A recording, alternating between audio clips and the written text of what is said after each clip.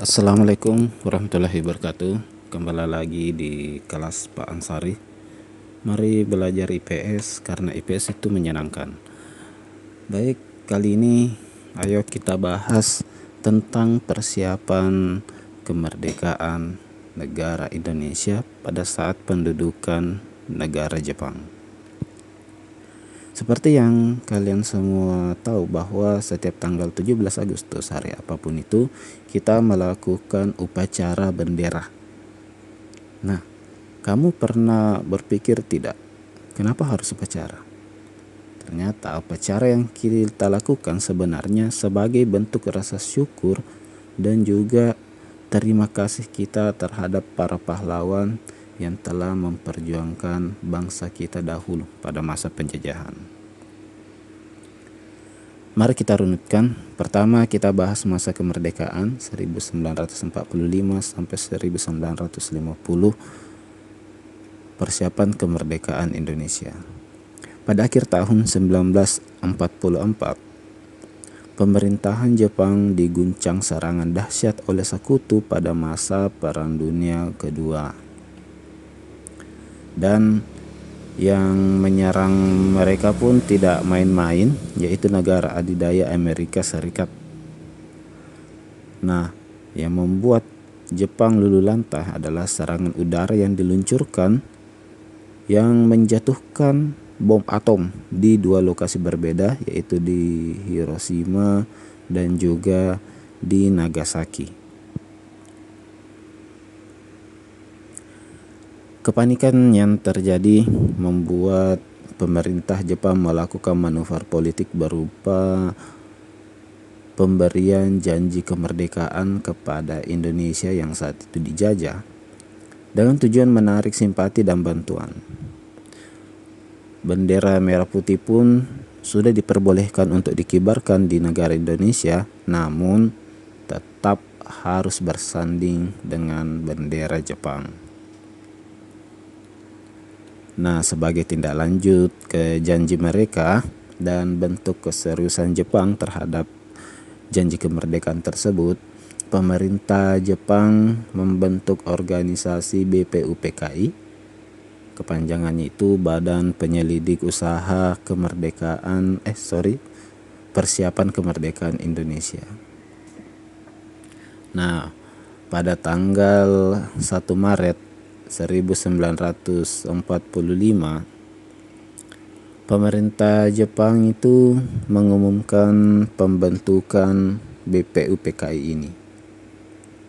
Dan organisasi ini beranggotakan 63 orang dan diketuai oleh Dr. KRT Rajiman Weddio Diningrat. Dalam upayanya, BPUPKI ini sempat melakukan 2 kali rapat dengan agenda yang berbeda. Nah, agenda apa itu? Rapat pertama BPUPKI itu dilaksanakan pada tanggal 29 Mei sampai 1 Juni 1945. Rapat pertama ini bertujuan untuk menemukan rumusan dasar negara kita. Nah, dalam prosesnya terdapat 3 tokoh yang mengemukakan rumusan dasar negara mereka. Yang pertama ada Muhammad Yamin. Tokoh kedua itu ada Bapak Mr. Supomo.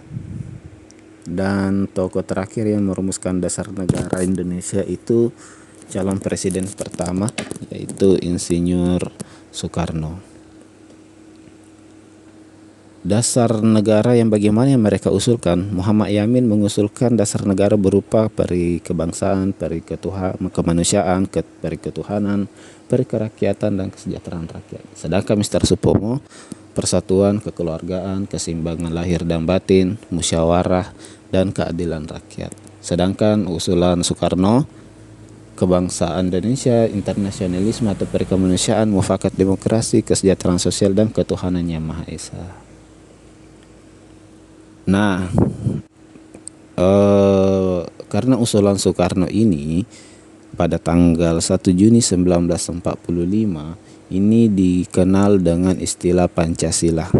Nah, itulah kenapa kita setiap tanggal 1 Juni kita merayakan hari lahir Pancasila. Biasanya kita melakukan upacara khusus juga untuk hari ini.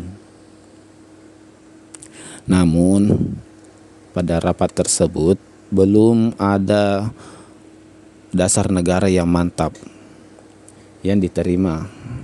Nah, makanya dibentuklah Panitia 9 yang diketuai oleh Insinyur Soekarno itu sendiri, karena rumusan beliau yang kita pakai. Cuman Panitia 9 ini masih harus mengolah usulan tersebut, usulan anggota BPUPKI mengenai dasar negara Indonesia. Nah, hasil dari Panitia 9 ini dikenal dengan istilah Piagam Jakarta, atau sekarang kita lebih kenal dengan istilah pembukaan Undang-Undang Dasar Negara Republik Indonesia tahun 1945. Baik, jika konten ini menarik dan bermanfaat, silahkan subscribe. Untuk kelanjutannya kita akan bahas tentang sidang BPUPKI yang kedua. Assalamualaikum warahmatullahi wabarakatuh.